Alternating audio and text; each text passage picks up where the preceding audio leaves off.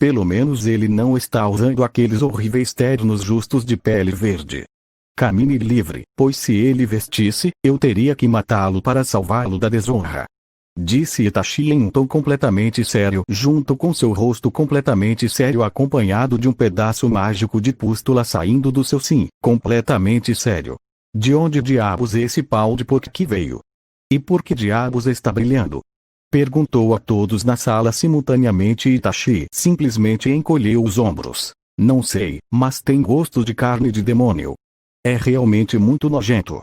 Você praticamente podia ver as gotas de suor se formando nas cabeças de todos os outros na sala. Bem, continuando Naruto, quem são seus pais?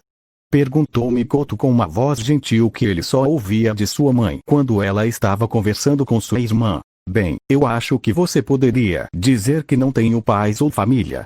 Disse Naruto depois de dizer isso, ele passou a contar à família Uchiha sobre como ele é tratado em casa e como é tratado pelos aldeões, deixando algumas coisas de fora, como saber sobre o que se tornar um deus, etc. Assim que ele terminou de contar sua história que ele foi repentinamente bombardeado por uma rápida Sayuri abraçando como se ele fosse desaparecer. Se ela o deixasse ir as lágrimas rolavam pelo seu rosto enquanto ela tentava desesperadamente formar frases coerentes. Mikoto também estava chorando ao sentir muita raiva da mulher que ela considerava uma irmã. Fugaku estava tremendo de raiva enquanto algumas lágrimas perdidas escorriam por suas bochechas. Sua raiva pelo melhor amigo não podia ser descrita nem em palavras. Itachi estava dividido entre contorcer o pobre garoto e ir pelo menos aliviar o Hokage de alguns de seus membros. A única coisa que impediu qualquer um deles de ter uma audiência privada com o Hokage e o resto de sua família foram as próximas palavras de Naruto. É assim que é ter uma família? É assim que é sentir o amor de um pai?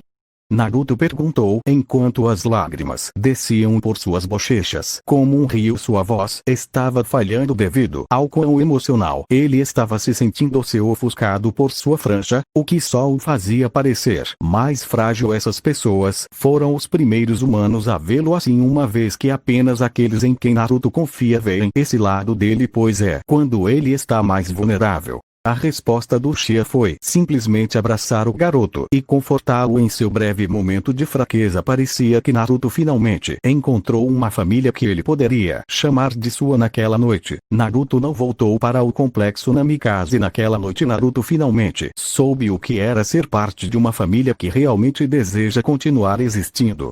Flashback Senjutsu-kai. Desde então, a família Uchiha sempre considerou Naruto como um dos seus. Agora, alguns pensariam que se isso fosse verdade, então ele não teria ferido Fugaku ou ficado preso no inferno de sua própria criação. É exatamente por isso que Naruto se certificou de não atingir Fugaku muito severamente com o Shinra Tensei, e quando ele enviou o Fugaku para o mundo de Tsukiyomi, ele se certificou de que nada acontecesse com ele, simplesmente o colocou em um coma, como um transe que o acordaria. No mesmo momento outros despertaram. O que apenas aconteceu de ser agora. Lentamente, uma a uma, cada pessoa começou a acordar de seu estado de coma. Foi então que os efeitos do que Naruto fez a eles foram revelados. Tsunade estava olhando ao redor com medo, como se qualquer um na sala fosse capaz de acabar com sua vida ali mesmo. Tsumi Inuzuka estava freneticamente arranhando o rosto dela, murmurando divagações incoerentes. Shozaki Michi tentou o suicídio junto com Jiraiya, que continuaram murmurando que preferiam estar mortos do que viver com essas memórias, mas foram interrompidos pela Ambu dentro da sala. Fugaku parecia que seu espírito estava quebrado e permaneceu indiferente ao mundo ao seu redor. Genjutsu. No entanto, o Yondaime e sua família estavam em pior situação. Minato tinha começado a criar selos explosivos com seu chakra que foram replicados por toda a vila nas casas daqueles que tentaram matar seu filho, e um enorme acima de Konoha. As focas eram explosivos de alta potência que, se tivessem explodido, teriam tirado Konoha do mapa, enquanto Kushina estava fornecendo a ele o chakra suficiente para realizar tal feito. É claro que eles foram parados antes que esses explosivos pudessem explodir pelo Sandaime. Um golpe rápido em cada um de seus pescoços e eles estavam fora mais uma vez. Infelizmente para a família, a filha provavelmente estava em pior situação. Ikari havia acordado e quando viu todos na sala, ela fez a última coisa que alguém pensaria. Ela sorriu. Porra! Todos na sala lentamente começaram a se afastar dela até Sayuri estava com medo neste momento. O que Naruto fez com ela se ela estava sorrindo depois de estar em Tsukiyomi por todo esse tempo? Ei Sayuri-chan, por que estamos no hospital e onde está Nin-sama? Perguntou Ikari com uma voz inocente, como se nada tivesse acontecido com ela. Era como se em vez de ser torturado como os outros fosse outra coisa. Acontecesse quase como se em vez de dor e sofrimento ela estivesse perdoando. Ikari, do que você está falando? Você não se lembra do que aconteceu há uma semana? Perguntou Sayuri com a confusão gravada em seu rosto. Naruto realmente decidiu perdoá-la por tudo que ela tinha feito. Para Naruto, perdoar alguém é raro, especialmente quando esse alguém é alguém que contribuiu para sua solidão. Eu me lembro de Naruto Nin-sama saindo da festa mais cedo, mas é isso.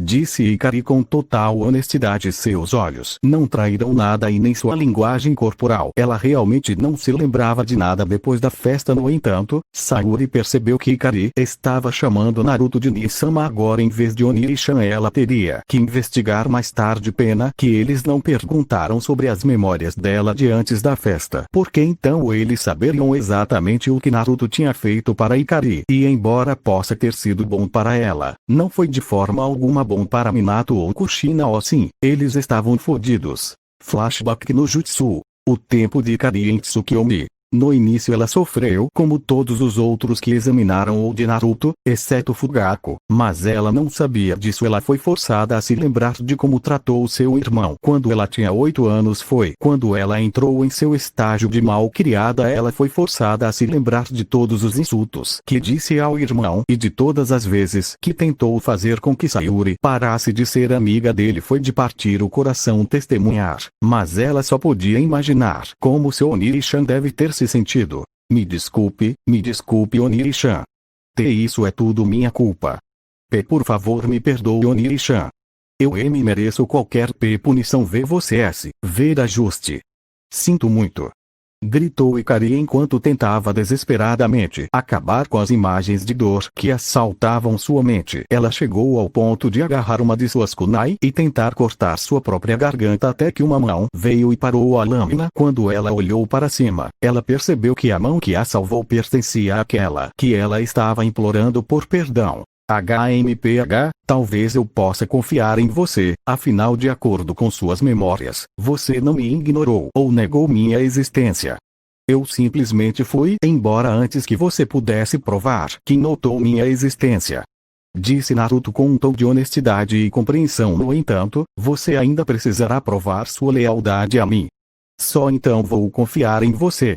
Embora o que ele disse seja verdade, ele deixou algumas memórias falsas para ela em sua mente para se certificar de que ela não o trairia. Essas memórias seriam ativadas apenas em certas situações que são para a segurança de Ikari e diversão de Naruto, exceto alguns que ele deixou para fazer Ikari começar a se distanciar lentamente de sua família. Incapaz de confiar em sua própria voz, Ikari fez a única coisa que parecia certa a fazer: abraçar Naruto para tirar a vida. Obrigado Naruto Nin-sama. Um sorriso sombrio se formou no rosto de Naruto. Perfeito, o plano está indo muito bem. Talvez as coisas possam até estar adiantadas devido a isso. E com isso Naruto removeu as memórias do que aconteceu aqui de sua mente, enquanto deixava para trás o sufixo que ela agora tinha para ele, sabendo que Sayuri notaria e descobriria a tempo. Afinal, ela era uma parte importante de seus planos para Konoha. Flashback Senjutsu Kai. Time Skip. Depois de muitas sessões com Inoichi. Depois de algumas sessões com Inoichi, parecia que Minato e Kushina, junto com os outros 5 ninjas, foram finalmente capazes de retomar suas funções. Felizmente para Minato, Hiruzen Sarutobi o substituiu durante sua breve ausência, para que o Conselho Civil não pudesse aproveitar a ausência de Minato e tentar ganhar mais poder político para si. Ele foi capaz de impedir que informações sobre a fuga de Naruto vazassem, mas quem sabe quanto tempo isso duraria. Pelo menos eles não podiam marcá-lo como um ninja desaparecido, já que ele ainda era um civil no momento de sua fuga. No entanto, uma vez que Minato voltou ao trabalho, seu foco não estava na papelada infernal na frente dele, mas em um assunto mais sério inteiramente o filho dela, como ele se tornou tão poderoso. Como ele ganhou aqueles olhos. Mas o mais importante, como ele e o resto de sua família o ignoraram por tanto tempo. Como é que eles só notaram sua existência uma vez que Ikari disse isso a eles há apenas algumas semanas? E por que Ikari decidiu apenas apontar isso então, em vez de antes? Eu provavelmente deveria ver Inoishi novamente e fazê-lo verificar minhas memórias em busca de evidências de algum tipo de intervenção externa, afinal, essa é a única explicação lógica para isso. Então, com esse pensamento final, Minato cancelou o resto de seus compromissos do dia e se dirigiu ao departamento de tortura e interrogatório. No departamento de TI alguns minutos depois, Minato tinha acabado de chegar e esperava silenciosamente que Inoishi não estivesse ocupada com um interrogatório importante. Se não era importante, então ele deixava para Anko Ibiki quebrar o homem ou mulher. Para sua sorte, Inoishi estava atualmente deitado na sala de relaxamento que é reservada para aqueles que acabaram de voltar de um interrogatório. Ei, Inoishi tem tempo de sobra? Perguntou Minato em um tom sério, o que significava que naquele momento Inoishi teria algum tempo de sobra para ele, quisesse ou não. Claro, Okage-sama. O que você precisa de mim?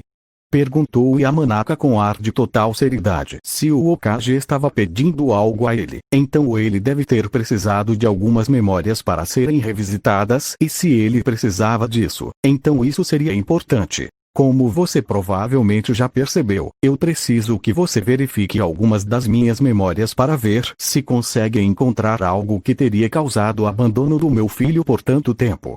Declarou Okage, já que não era hora de ser sutil. Claro, Okage-sama. Se você pudesse sentar e dizer há quanto tempo você quer que eu comece a pesquisar. Saber o quanto ele precisaria começar no passado ajudaria imensamente e reduziria o tempo que levaria para encontrar o que lhe pediram. Comece mais ou menos na hora do que e trabalhe a partir daí, mas fique longe do quarto, entendi? Afirmou o Okage de meia-idade com rubor no final. O claro Okage-sama. E com isso Inoishi entrou na mente de Minato. Dentro da mente de Minato. A mente de Minato era bastante única, para dizer o mínimo. Sua mente parecia ter a aparência externa do escritório Okage, exceto em vez de móveis, havia inúmeras caixas cheias de arquivos. Felizmente, cada arquivo estava datado, então Inoishi foi capaz de começar rapidamente. Não foi até que ele alcançou o arquivo que continha as memórias da semana após o que ele percebeu algo estranho. Ele decidiu mergulhar mais fundo para confirmar suas suspeitas. Flashback no Jutsu. Uma semana após o que nas câmaras do conselho. Atualmente Minato estava em uma reunião com os chefes de clã, conselho civil e os anciãos. Até agora, a maior parte da reunião foi assumida pelo lado civil, convocando a execução do pirralho demônio. Minato esfregava as têmporas com os dedos indicador e médio tentando afastar a dor de cabeça que ameaçava se manifestar. Cale a boca. A próxima pessoa a chamar meu filho de demônio terá uma kunai enfiada em seu cérebro antes que você pudesse dizer Okage. Estou entendido. Na verdade, nem mesmo fale, apenas acene com a cabeça em confirmação. Prefiro não ouvir seus vozes inúteis. Gritou Minato em aborrecimento. Honestamente, por que diabos eles tinham um conselho civil? Todo o conselho acenou com a cabeça em compreensão, embora alguns o fizessem com mais hesitação do que outros. Danzo era o único do conselho civil que não via Naruto como o demônio que ele mantinha dentro dele. Não, ele viu o jovem Jinchuruki pelo que ele realmente era, para ele. O menino era uma arma perfeita para seu programa Root. Ele sabia que o tolo de um Kage nunca permitiria que ele simplesmente treinasse simplesmente porque ele seria mais leal a Danzo do que ele seria a ele. Portanto, um plano mais elaborado era necessário, um que terminaria com Naruto indo para o Root enquanto Minato não sabia. Mais tarde no escritório do Okage. O que é que você precisa de Koaru Yomura? Perguntou Minato. Essas eram uma das poucas pessoas no conselho que não eram mais ninjas em quem Minato realmente confiava. Eles eram os antigos companheiros de equipe de Sarutobi e Hiruzen. Então, naturalmente, ele foi apresentado a eles em sua juventude e eles eram como mentores para ele. Assim como Hiruzen era para ele exatamente com o que Danzo estava contando. Se ele tivesse que fazer Minato assinar algo por ele imediatamente suspeitaria de algo, mas se ele fosse questionado por aqueles dois, então seu plano iria se concretizar.